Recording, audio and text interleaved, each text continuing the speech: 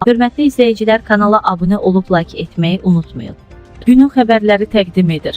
Həyat yoldaşın sevmədiyi üçün bunu etmirəm, hələ əməliyyat düşünmürəm. Kosmetoloji prosedurlara gedirəm. Aparatlarla üzümə qulluq edilir. Botoksuz olmaz, üzüm düşər. Amma əndazədən çıxmadan.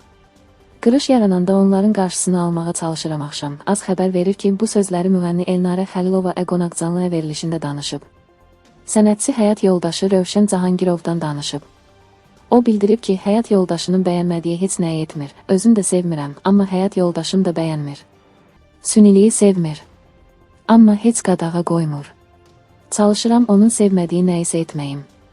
Tək kosmetoloji prosedurda yox, hər şeydə. Hər ailənin öz qaydası, ailə başçısı var, son söz onundur. Qadın da öz yerini bilməlidir. Yoxsa 20 illik birlikdəlik olmazdı. Qeyd edək ki, Rövşən və Elnarə cütlüyünün 4 övladı var.